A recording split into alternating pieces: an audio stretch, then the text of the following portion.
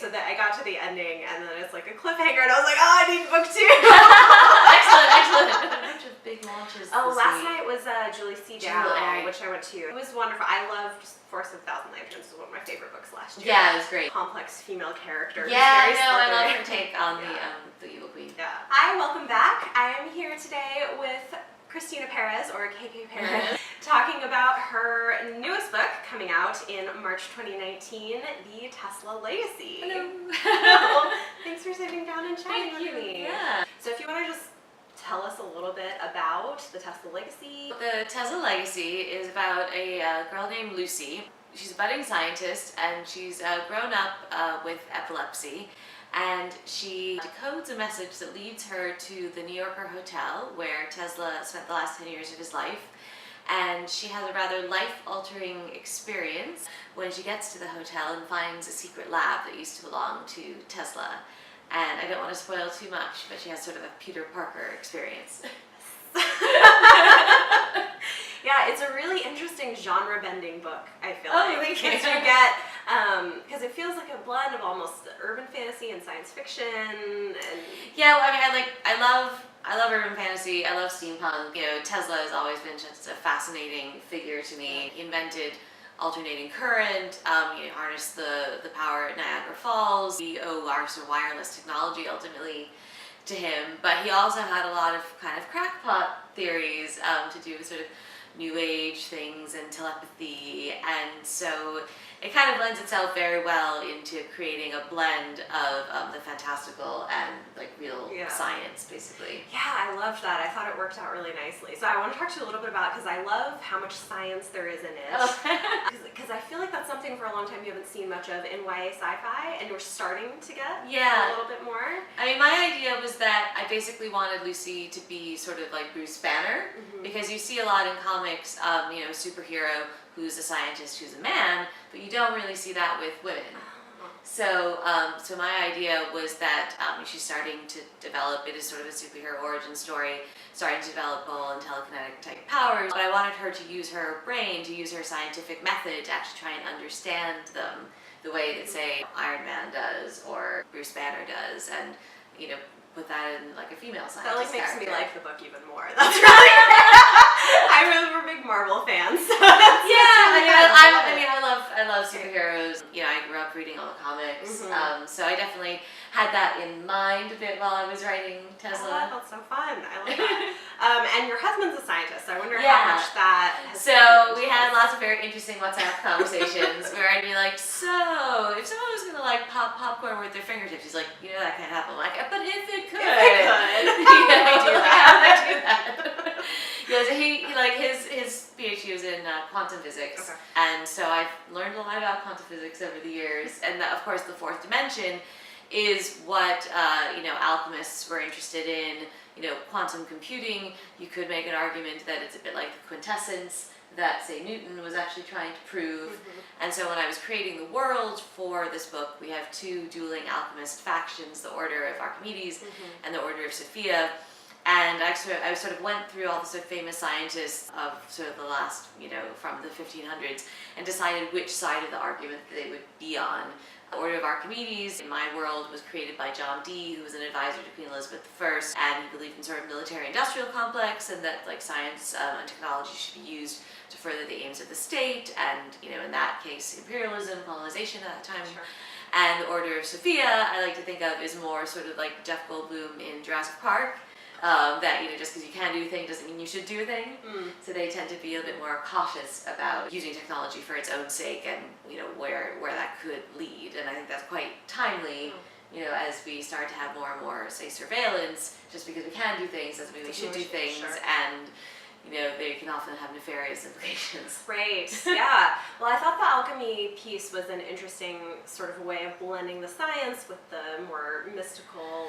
Yeah, well, it's interesting. Like, I did a lot of academic research on alchemy and the origins of alchemy and like the Greek times, classical history. Most of it was actually saved by the Persians after they captured Alexandria and the library there. It actually has a long history, and they saw it as science. Alchemy sort of became chemistry with a CHY, 1700s, and then it was considered, it really was the origins of science. I mean, that's where chemistry came out of. That's where, I mean, Newton was an alchemist. That's how he saw himself. And it was only in the 19th century that this sort of paranormal occultist element sort of got attached to alchemy. So because there was a kind of a revival of alchemy in the 19th century that dovetailed with the sort of Victorian obsession with the cult of death and all of their cemeteries and seances and stuff. So the way we think of alchemy now is actually not at all the way the alchemists up until the Victorian era would have thought of themselves. Oh, that's so interesting. Huh. Yeah. Yeah, and I love that you get the blend of, you get the science, you get the history, and then of course you get the teen drama, Yeah. like superpowers, so it's like this really great, like, it slips in educational content. And it's such a page turner. Oh, thank you. And I think like the shorter chapters help with that. You just want to kind of keep reading. Yeah, I wanted it to have kind of like a thriller feeling, and you know, kind of like in a superhero movie where you start feeling these powers, and you're like, what the hell is going on? And you know, and so and then different things start going wrong because of your powers. Right. And so yeah, I wanted it to be like quick and fast paced, but then I also wanted to have this sort of elaborate world behind it that Lucy, my main character, gets drawn into, because these rival factions of alchemists don't really like each other, and they've been at war for, you know, at least 1,000 years, and she gets drawn into the middle of this sort of mess. Right. Well, and that element of it reminded me a little bit of like Da Vinci Code type Yeah. stuff. That was a little bit of the feel you get of that piece. Well, so I wanted to kind of combine, so Lucy's mother in the book is a classical scholar, and she's trying to decode this manuscript. The Flower of Life is something that Leonardo da Vinci was in fact obsessed with, and lots of people have tried to break these different codes to create the Philosopher's Stone. And Cleopatra with a K of Egypt was one of the first female alchemists who is said to have actually created the Philosopher's Stone, but then her research was sort of lost or purposely disappeared. And so that's part of what the different alchemists are trying to figure out in my book, is like, where could the different pieces of the code maybe be? As a medievalist, I've spent a lot of time poring over these kind of manuscripts, and they often have like a really ornate marginalia and decorative features, and so, you know, they look a bit like codes. And so I thought, well, what if this is kind of like a cryptic crossword kind of thing? That's cool. And, you know, you're trying to find the answer to the Philosopher's Stone in this medieval manuscript. Yeah, that's great. The setting I think is fun. It's interesting. It's like a small town, but then some of it is set in New York City, which I loved, and it feels very. I mean, you've told me now that you did live in New York. Yeah, I grew up here. Okay. I was born at New York Hospital. Lived here until I was graduated high school. Okay. Because it reads like someone who knows the city. Yeah. Yeah, it's a bit of like a love letter to the city. I haven't lived here for a long time, but obviously I grew up here, and that like really informs your identity. Yeah. A lot of the things that like Lucy notices when she's coming to the city, like the long crosstown blocks and like the pigeons sort of being very judgmental, and you know, she's a bit like of me at that age. Okay. Yeah. That's cool. Oh, that's so fun. I'm wondering too, so this is your second novel. How has this process been? I mean, you've we met when you were just debuting, so how's that? It's been a busy year. I feel like a little seasoned now. I like to know a little bit more what to expect from, you know, promotion and book world and etc. It's such a different book that the way we're, you know, marketing it and stuff in is a different sort of audience. So that's sort of a new thing again, sort of going into the sci-fi space, which is why I'm using KK Perez. But I've always been like a really huge sci-fi fan as well. Yeah. So. Well, I like both, so it works so well. Yeah, I mean, I'm more sort of, you know, I like sort of light sci-fi. I'm not sort of into sort of hardcore military sci-fi as much, but this kind of, you know, superheroes, and really where do you draw the line between magic and superpowers? A lot of the things that Lucy's experiencing in this book aren't like a million miles away from, say, Branwen in Sweet Black Waves. Superpowers, magic is all sort of a metaphor for empowerment, and in my case, like female empowerment. right? Right, which is one of the great things about this too, is you get a woman in STEM who Yes. wants to be a scientist, which I love seeing that. I'm not. My husband is a scientist too, so I'm like, we talk a lot about that. Like, yeah, it's funny. Like I wanted to be a veterinarian for pretty much up until like 9th grade, when I had a male biology teacher who like was very condescending and really put me off of it, and then I kind of refocused and ended up becoming a medievalist, and I always kind of regretted that. I mean, I'm happy that I'm a medievalist, but you know, the teachers, especially at that age, have such a big impact, and there's a lot of sexism against women going into science. yes. And I see that over and over. My husband's a scientist, and then, you know, who he recruits gets selectioned out really early. Yeah.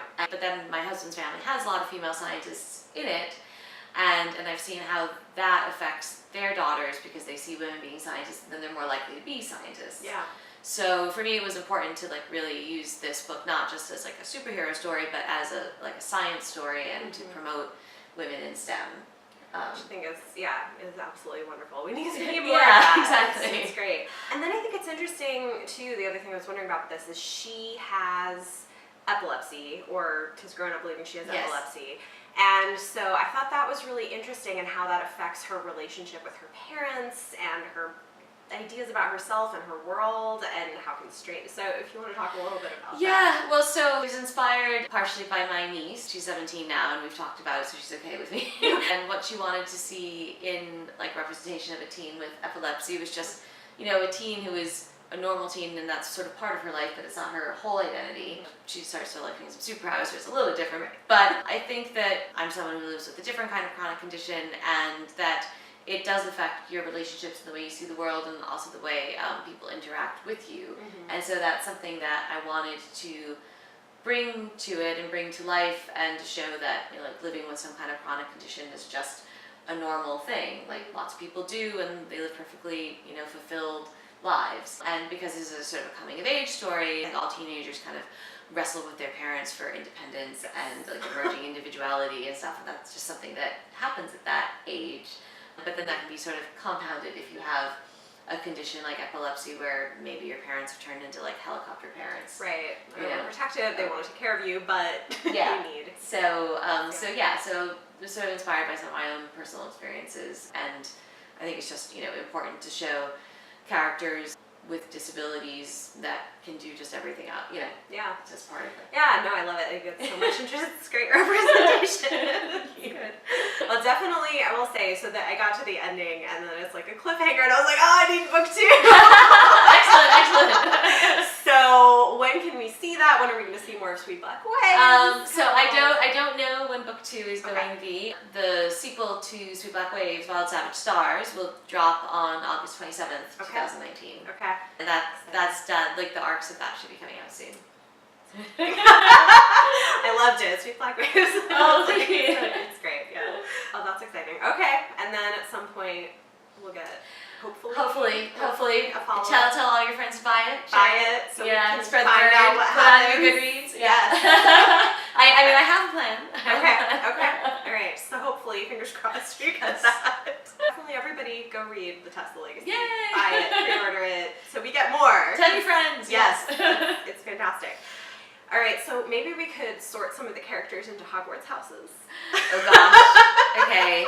I really like. I'm not the best. I mean, I know the Harry Potter houses, but I'm not Sure. the best at this. So Okay. I guess Lucy would probably be a Ravenclaw. Yeah. She ends up having to do a few kind of Slytherin things, but I'd say Yeah. probably Ravenclaw. Yeah, I feel like too she's also like, I think I could see a little bit of Gryffindor too, because I feel like she's kind of brave. She's like stepping out into things she's uncomfortable with. And Yeah, I think this. Yeah, if maybe she's like starts Ravenclaw and then Yeah. is going sort of Gryffindor, Yeah. Gryffindor by the end. Yeah, yeah. Yeah, because like the whole book, she is sort of being forced to step outside her comfort zone and like redefine who she is in relation to people in her life, and like Yeah. what she believes in and which side she's going to take. Yeah. Okay, and then we've got a couple of like love interest characters and a best friend, which I didn't even mention. I love that.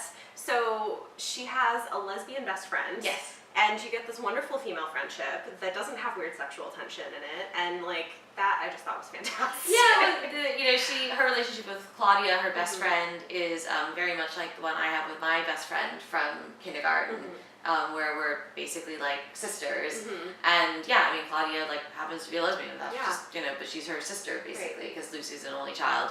I'm also an only child, so I've sort of picked up sisters along the way, and and their friendship has really been like the core central relationship in Lucy's life, and she has a couple love interests, but ultimately like Claudia is the most important person in her life. And when I can't give away a spoiler, but when certain things happen in the book, Claudia is her top priority over everybody else. Yeah. And and I guess that's not so far off from the relationship between Bramlin and Essie in Sweet Black Ways. Well, like themes of sisterhood. Yeah, so themes of sisterhood are very important to me. I think being an only child, I haven't had like an actual sister, but I've collected these sisters, and so I create these kind of sister-like relationships in my book where people have grown up together and are essentially sisters, because that's my experience. So I guess writing from life. That's good. Any good books you've read recently or things you're looking forward to reading? Ooh, okay. Yes.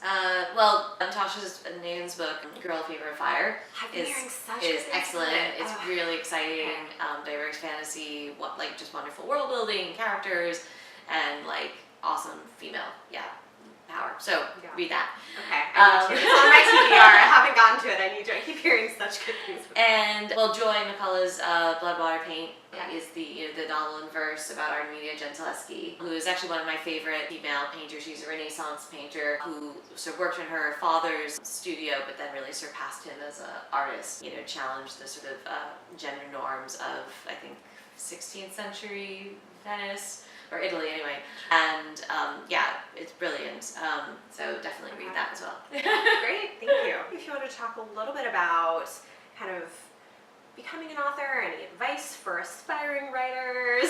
I think, and I say this a lot, that persistence and perseverance is the key, because it's a long process for most people, and it's a tough industry, and you have to be able to sort of roll with the punches. And everybody experiences like a zillion rejections when you're querying agents, and then when you're going on submission, but also that you ultimately sort of only need one, you only need one agent to believe in you and one editor to believe in you. So if you can sort of, it's sort of like picking a life partner, you don't actually need a harem, so if you can think of it that way, not everybody has to love you, and not everybody's going to love you even when your book comes out. I mean, you get people who love it, and you get people who hate it, and that's fine. So you just have to kind of tough it out, I guess, which I don't know if that's very encouraging or not, but I think that that's the truth, that you have to have some elephant skin, and just to ultimately believe in yourself and your writing even when nobody else is. Yeah, well, it's similar. It's funny, last night Julie Segal was saying something very similar about how long she was writing before she even found an agent. Yeah, I mean, most of the authors I know, it wasn't a quick shot to they wrote their first book, they got an agent, they got a publishing deal. I mean, sometimes that happens, but it's really rare. the outlier and not the rule. Most people, I mean, I wrote, I don't know, I had sort of 5 or 6 completed manuscripts before I had the one that caught the agent, and then that was sort of the end of the paranormal trend, and it was I pitched it as Veronica Mars meets The Woman in White, I still maybe one day. Yeah, I still love that book. Sort of classic ghost stories, because I love ghost stories, but it was just the wrong time in the market, and so then I did other things, and finally Tesla sold, Wave sold, so you just have to keep going, basically. Yeah, the little engine that could. I think I can. Keep going. Well, thank you so much for thank you so much for having me. Yeah, it was good to see you too. And guys, go check out Tesla Legacy. I do have it here somewhere, and I forgot to pull it out, but I'll have a picture on the screen so you know what it looks like. It's fantastic. Thank you. Yeah, thanks for sitting down. So go check out her book. Put on your Goodreeds. Yes, pre-order Goodreads, pre-order, all the things. March 12th, 2019 is when it's on sale. Yes, awesome. All right. Thank you. All right, thank you guys. Take care. See you later. Bye.